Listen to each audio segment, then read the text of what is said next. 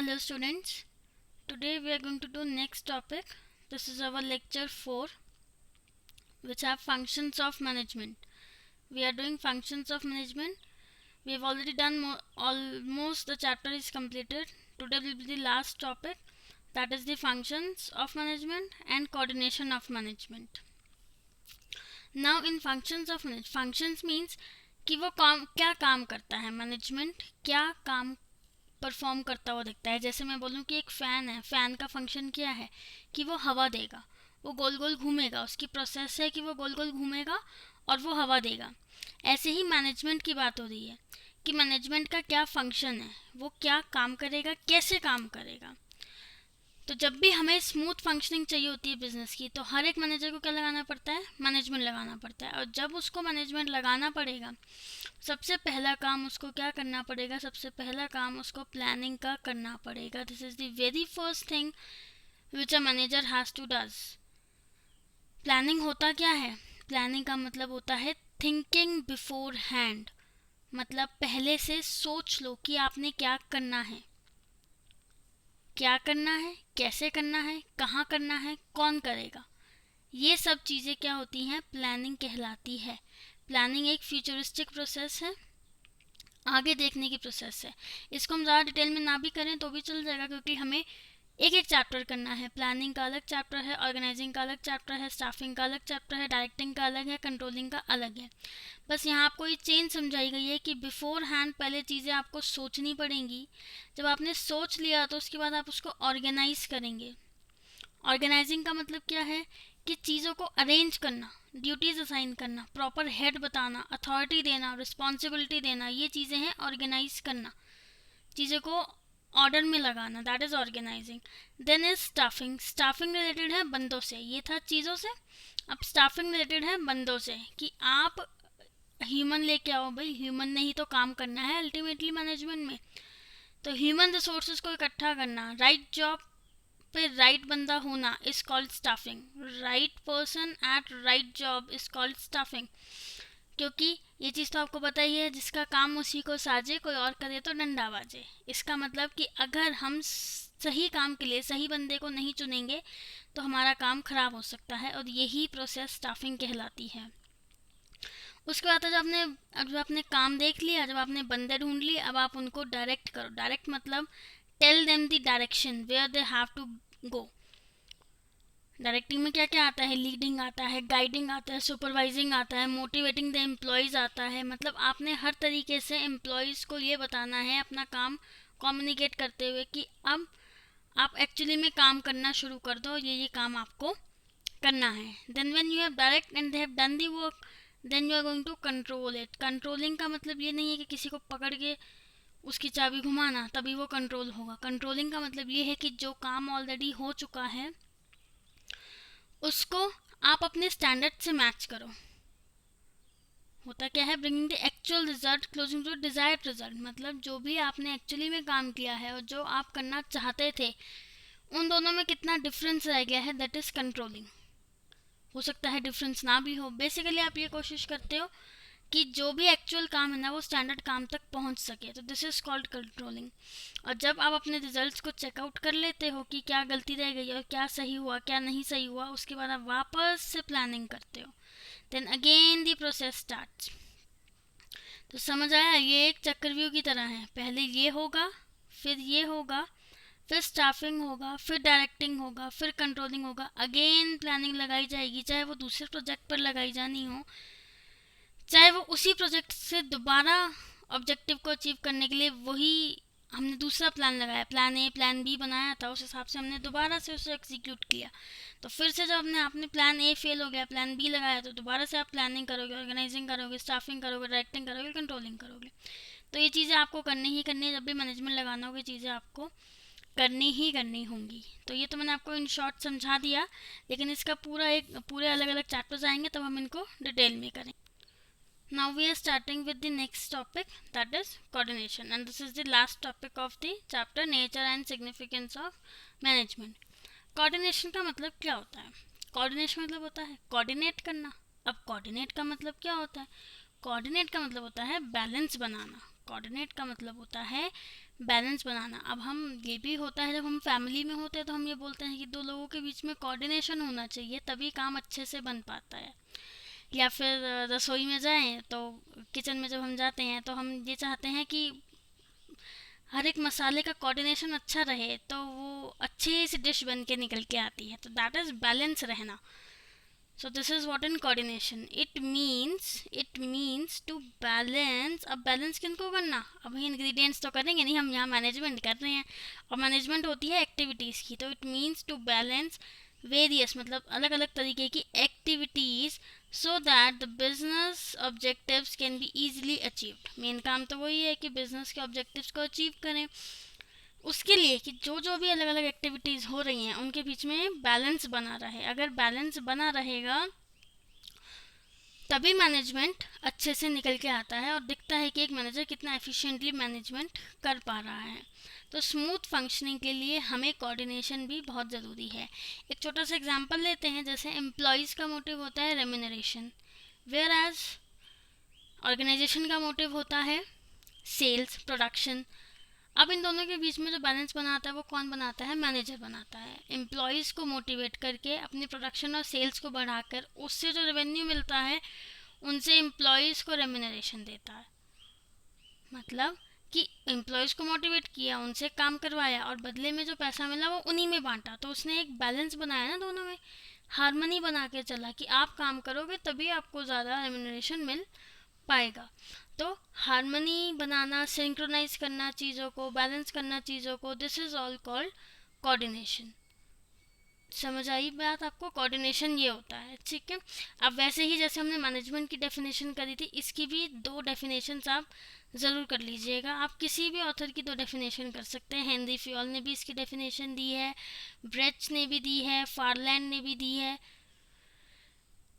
Coons and ओडोलन की भी है। जिसकी भी आपको करनी हो, जो आपको इजी लगे। जैसे कूच और ओडोलन ने दिए है, coordination is the essence of management for the achievement of harmony of individual effort towards the accomplishment of group goals. तो ग्रुप गोल्स की तो बात होगी।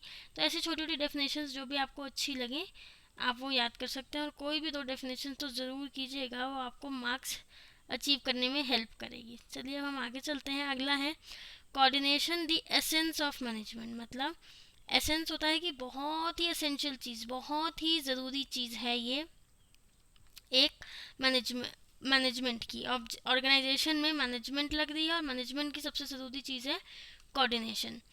तो कोऑर्डिनेशन, अब हम ये पढ़ेंगे कि कोऑर्डिनेशन फंक्शंस में कैसे लगती है। अभी मैंने पीछे आपको बताया था कि इसके फंक्शंस हैं। फंक्शंस कौन कौन से थे? Planning, organising, staffing, directing, controlling. अब इन पांचों फंक्शंस में कोऑर्डिनेशन कैसे लगता है वो हम यहाँ पढ़ेंगे। मैंने बोला कोऑर्डिनेशन इन प्लानिंग, मतलब कि प्लानिंग को क्या ज़रूरत है कि उसमें कोऑर्डिनेशन हो। प्लान करते वक्त हमें कोऑर्डिनेशन किन किन चीज़ों में बनाना है और क्यों बनाना है। हमें कोऑर्डिनेशन इसलिए चाहिए for resources to be distributed in different departments. अरे भाई, बहुत सारे डिपार्टमेंट होते हैं एक ऑर्गेनाइजेशन में, सिर्फ एक डिपार्टमेंट से ऑर्गेनाइजेशन नहीं बनता। बहुत सारे डिपार्टमेंट्स होते हैं, सेल्स का है, प्रोडक्शन का है, रेवेन्यू है, मार्केटिंग है, ह्यूमन रिसोर्स है, फाइनेंस है, इतने सारे डिपार्टमेंट्स हैं।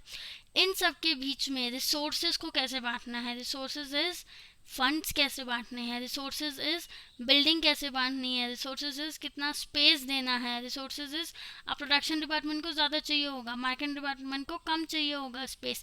तो वो सब डिस्ट्रीब्यूशन अच्छे से हो सके, that is why coordination is required in planning. ये बहुत ज़रूरी है कि हर एक डिपार्टमेंट में जितनी जितनी चीज़ें चाहिए, जितना जितना वेयर हाउस चाहिए, जितना स्पेस चाहिए, उस हिसाब से ही चीज़ों को बांटा जाए। That is why coordination is required in planning. Now why coordination is required in organizing?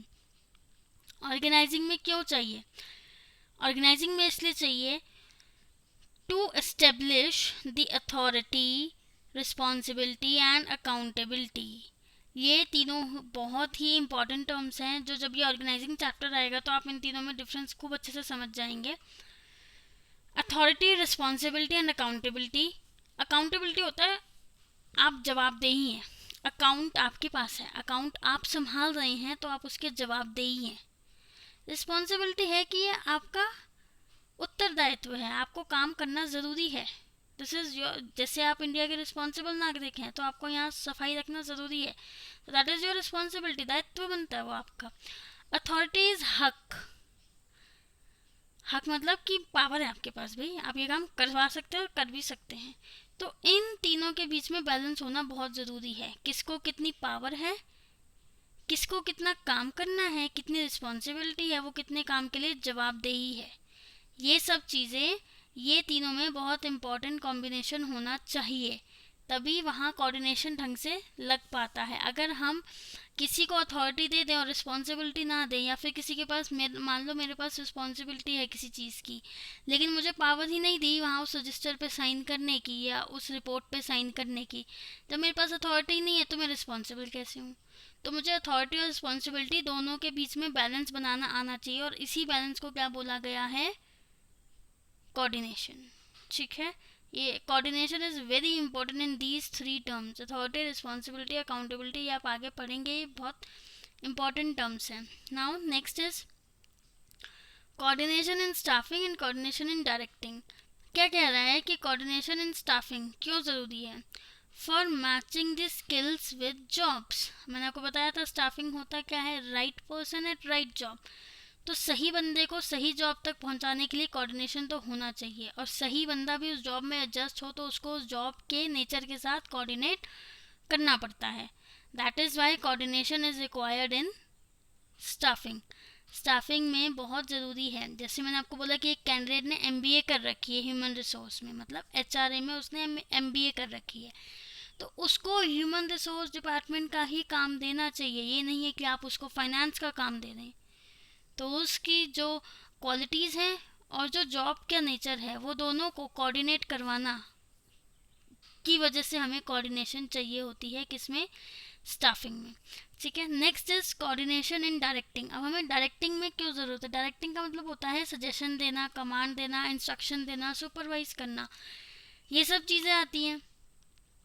तो जब आप चीज़ों को डायरेक्ट कर रहे हैं और आप अपने ऑर्डर जितना देना है, जितनी इंस्ट्रक्शन देनी है, अगर आप उसमें कोऑर्डिनेशन नहीं रख रहे, आप हैफजार्डली चीज़ें बता रहे हैं, बैलेंस में चीज़ें नहीं बता रहे कि कैसे क्या करना है, तो जो वर्कर्स है करने वाले, दे विल गेट कंफ्यूज और डायरेक्टिंग अच्छे से नहीं हो पाएगी।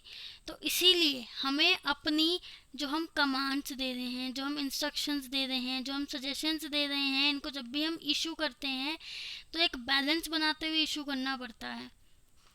पहले आप बताते हैं कि क्या काम है, समझाते हैं, उसके बाद आप कमांड देते हैं, सीधा कमांड नहीं देते कि ये काम करो। ठीक है, तो कोऑर्डिनेशन डायरेक्टिंग में भी बहुत ज़रूरी हो गया। Then next is coordination is important in controlling. अब जी कंट्रोलिंग में कैसे चाहिए? Coordination is required in controlling. Controlling होता क्या है? ये देखना कि हमने जो ऑब्जेक्टिव सेट किए थे, हमने एक्चुअली में उतना अचीव किया है कि नहीं किया। तो अब हम जब मैच कर रहे हैं ना, तो हमें ह्यूमन एफर्ट्स भी देखने हैं, ह्यूमन एफर्ट्स को इग्नोर नहीं करना। अगर ह्यूमन ने अपनी तरफ से पूरा एफर्ट किया है स्टैंडर्ड तक पहुंचने के लिए और वो फिर भी नहीं पहुंच पाया, तब हमें उसके साथ कोऑर्डिनेट करना पड़ेगा, हमें उसे वापस से चीज़ें समझानी पड़ेंगी। तो दैट इज़ वाई कंट्रोलिंग में हमें कोऑर्डिनेशन की ज़रूरत है कि बैलेंस रहे किसमें? Planned, standard and actual performance. मतलब जो आपने सोचा और जो आपने किया, उन दोनों को मैच करने में कोऑर्डिनेशन की ज़रूरत है, प्लस ह्यूमन एफर्ट्स को इग्नोर नहीं करना। तो इसलिए कोऑर्डिनेशन तो हर एक फंक्शन में ज़रूरत है। कोऑर्डिनेशन के बिना मैनेजमेंट अधूरा है, कोऑर्डिनेशन के बिना ऑर्गेनाइजेशन अधूरा है। हमने पढ़ा कि कोऑर्डिनेशन पांचों ही चीज़ों में किसी ना किसी तरीके से लग रही है। तो मतलब एक जो मैनेजर है, उसको सबसे पहला उसका जो फीचर है वो क्या है? कोऑर्डिनेशन। तो उसे कोऑर्डिनेशन ज़रूर करना आना चाहिए। Now next is nature, characteristics of coordination. This is of coordination, not of management. Nature and characteristics of coordination. Coordination का है ये, क्योंकि वही टॉपिक हम कर रहे थे, तो ये कोऑर्डिनेशन का ही है। पहला क्या बोला है? It integrates group efforts. ये क्या करता है? ग्रुप एफर्ट्स को इंटीग्रेट करता है। इंटीग्रेट मतलब चीज़ों को जोड़ना। जोड़ेगा किसके लिए? ग्रुप एफर्ट करवाएगा किसके लिए? मैनेजमेंट के ऑब्जेक्टिव के लिए। कोऑर्डिनेशन की ज़रूरत ही इसलिए पड़ी क्योंकि मैनेजमेंट काम ही ऐसा है जो कि ग्रुप पे चलेगा। गोल ग्रुप है, मैनेजमेंट ग्रुप एक्टिविटी है, ये आपने पहले ही पढ़ा था।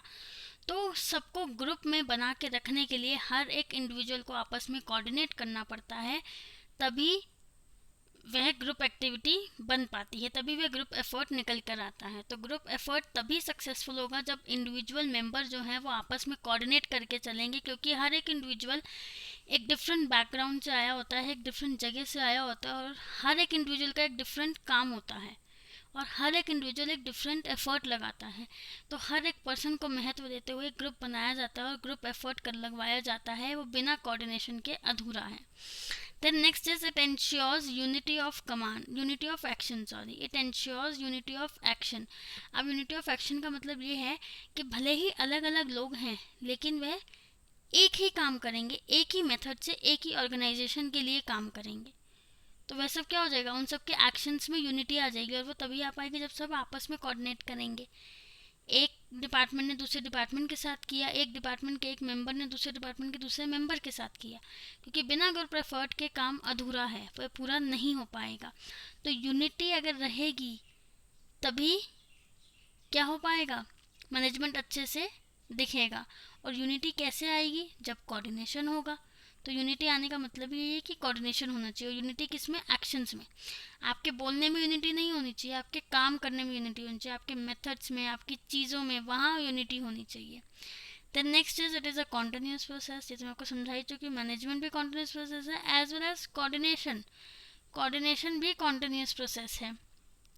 कैसे कोऑर्डिनेशन कॉन्टिन्यूस है, पहले प्लानिंग में लगेगी, फिर ऑर्गेनाइजिंग में लगेगी, फिर डायरेक्टिंग में लगेगी, फिर स्टाफिंग में लगेगी, फिर कंट्रोलिंग में लगेगी, पूरी प्रोसेस में लग रही है, पूरे ऑर्गेनाइजेशन में लग रही है, सारे डिपार्टमेंट में लग रही है, बार बार लग रही है। एक ही दिन का काम नहीं है, डेली का काम है, हर प्रोजेक्ट का काम है, हर बारी हमें कोऑर्डिनेशन चाहिए ही चाहिए। Then it is a pervasive function. Pervasive function management भी था और परवेसिव फंक्शन कोऑर्डिनेशन भी है। कैसे है जी, हर जगह लगना है, मैंने आपको बताया। कहीं पर भी कोई भी डिपार्टमेंट हो, कोई भी इंडिविजुअल हो, he has to coordinate with the other members, तभी ग्रुप एफर्ट पॉसिबल हो पाता है। Then next is responsibility of all managers. सारे मैनेजर्स की रिस्पॉन्सिबिलिटी है। कोऑर्डिनेशन जो है ये सारे ही मैनेजर्स की रिस्पॉन्सिबिलिटी है, चाहे वो प्रोडक्शन डिपार्टमेंट का मैनेजर हो, चाहे वो सेल्स डिपार्टमेंट का मैनेजर हो, चाहे वो मार्केटिंग डिपार्टमेंट का मैनेजर हो, चाहे वो फाइनेंस डिपार्टमेंट का मैनेजर हो, चाहे वो पूरे सारे ऑर्गेनाइजेशन का जो सीईओ है वो हो, कोई भी टॉप लेवल का मैनेजर हो, हर किसी को कोऑर्डिनेट करना ही पड़ता है। ये उसकी रिस्पॉन्सिबिलिटी है, मतलब कि ये उसका दायित्व है कि वह कोऑर्डिनेट करके चलेगा चीज़ों को। अगर टॉप लेवल मैनेजर अपने लोअर लेवल मैनेजर को काम उसके साथ कोऑर्डिनेट नहीं कर रहा, उसको ढंग से पॉलिसीज़ नहीं बता रहा, तो आगे चीज़ें ढंग से ट्रांसफ़र ही नहीं होंगी, तो कैसे हम मैनेजमेंट का गोल अचीव करेंगे। ठीक है, समझ आया। तो ये रिस्पॉन्सिबिलिटी है उनकी। Then next is coordination is a deliberate function. Deliberate का मतलब होता है कि हमें अंदर से जानबूझ के करना पड़ता है, मतलब कि डेलिब्रेट का मतलब यही होता है कि सोच समझ कर हमें कोऑर्डिनेशन करना पड़ता है हर एक चीज़ में। तो डेलिब्रेट मीन्स कि जो अंदर से एफर्ट किया जाए। इट्स नॉट स्मूथ फंक्शनिंग, मतलब अपने आप ही नहीं होता, कोऑर्डिनेशन करना पड़ता है। तो a manager is required to coordinate the efforts of different people. वही चीज़ बोल रही है कि अलग अलग बंदों के लिए उसको अलग अलग एफर्ट्स को कंबाइन करके कोऑपरेट करवा के आगे बढ़वाना पड़ता है। ठीक है, तभी ये एक डेलिब्रेट फंक्शन है, मतलब कि मैनेजर को आगे लोगों से कोऑर्डिनेट करवाना पड़ता है, खुद से नहीं होता। ये एक एफर्ट एस्टेब्लिश करना पड़ता है, लाना पड़ता है। तो एक मैनेजर अगर इतना एफिशिएंट होगा कि ला पाएगा अपने मेंबर्स में कोऑर्डिनेशन, तभी मैनेजमेंट वो अच्छे से कर पा रहा है, इसीलिए इसको डेलिब्रेट फंक्शन बोला है। ठीक है, तो ये तो थे nature and characteristics of coordination. Then next we have the last topic, importance of management. Sorry, this is also importance of coordination. Importance of coordination किसका है importance? कोऑर्डिनेशन का। ठीक है, तो इम्पोर्टेंस ऑफ कोऑर्डिनेशन में क्या है, पहला है ग्रोथ इन साइज, मतलब साइज इंक्रीज करने में। किसका साइज? ऑर्गेनाइजेशन का। अगर एक चीज़ से दूसरी चीज़ में इन्वेस्ट करना चाहते हैं तो वो क्या कर रहे हैं? अपने साइज को बढ़ा रहे हैं। तो अगर वो साइज को इंक्रीज करना है उसका, तो कोऑर्डिनेशन वहाँ हेल्प करता है। ठीक है, अगर डिपार्टमेंट्स के बीच में कोऑर्डिनेशन है तो वह नए प्रोडक्ट में भी ट्राई कर सकते हैं अपना ब्रांड, अपना नाम, अपनी कंपनी। ठीक है, तो इट हेल्प्स। अगर हमारे ऑर्गेनाइजेशन में अच्छा कोऑर्डिनेशन होगा तो हमारा साइज धीरे धीरे खुद से ही बढ़ने लग जाता है। Then next is functional differentiation. अब फंक्शनल डिफ्रेंसिएशन क्या है? डिफरेंट फंक्शंस हम ऐड कर सकते हैं। हो सकता है हमारी कंपनी ऐसी हो जो सिर्फ सेल का काम करती थी पहले, लेकिन इतना अच्छा कोऑर्डिनेशन हुआ सेल्स डिपार्टमेंट में और मैनेजर्स इतने अच्छे से समझने लगे उस प्रोडक्ट को कि उन्होंने एक और फंक्शन ऐड कर दिया। अब वो दूसरा फंक्शन कौन सा आया? मान लो उन्होंने प्रोडक्शन करना शुरू कर दिया, तो प्रोडक्शन ऐड हो गया ना उनके, उसमें प्रोडक्शन डिपार्टमेंट एक और ऐड हो गया। तो this is what functional differentiation, मतलब अलग अलग उसने मूव किया टूवर्ड्स डिफरेंट डिपार्टमेंट, डिफरेंट गोल। पहला गोल था सिर्फ सेल करना, अब हो गया प्रोड्यूस भी करना और सेल भी करना।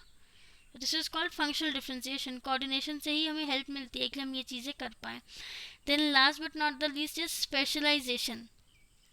स्पेशलाइजेशन का मतलब है कि कोऑर्डिनेशन हमें डाइवर्सिफिकेशन करने में भी हेल्प कर रही है, टेक्नोलॉजी समझने में भी हेल्प करती है। देखो, कोऑर्डिनेशन हमारा ग्रोथ इन साइज हो रहा है। ग्रोथ इन साइज तभी हो रहा है जब हम नई नई चीज़ें देख रहे हैं, हम उन नई चीज़ों के साथ ग्रो अप कर रहे हैं, कोऑर्डिनेट कर रहे हैं। फंक्शनल डिफरेंशिएशन भी हुआ, हम नए नए फंक्शंस को ऐड कर रहे हैं, तो अब हम एक स्पेशलाइजेशन भी कर सकते हैं। हम एक कंसल्टेंट डिपार्टमेंट अलग से भी खोल सकते हैं। स्पेशलाइजेशन का मतलब है कि कोऑर्डिनेट करो चीज़ों को और अपने में कुछ अलग लेके आओ, कुछ स्पेशल फीचर निकालना। तो अगर एक ऑर्गेनाइजेशन स्पेशल अपने आप में स्पेशलाइजेशन तब कर सकता है जब उसमें कोऑर्डिनेशन होगा। So this is what importance of coordination is. तो अभी हमने ये चैप्टर कंप्लीट कर लिया है जिसमें हमने क्या मैनेजमेंट की सारी चीज़ें कवर करी, प्लस हमने कोऑर्डिनेशन का एक चैप्टर और कोऑर्डिनेशन का एक टॉपिक और कवर किया। हमने अलग अलग वीडियोस में पढ़ा definition of management, features of management, objectives of management. Then next lecture में हमने किया importance of management and nature of management. Then lecture third में हमने किया लेवल्स ऑफ मैनेजमेंट, जिसमें थे top level, middle level, lower level management. फिर हमने नेक्स्ट क्लास, जो कि आज थी हमारी लास्ट क्लास, हमने किया इसमें फंक्शंस ऑफ मैनेजमेंट। फंक्शंस के बाद हमारा लास्ट टॉपिक था कोऑर्डिनेशन। इस आपका ये चैप्टर अब कंप्लीट हो गया है। Kindly try to maintain the notes as given here. Thank you class.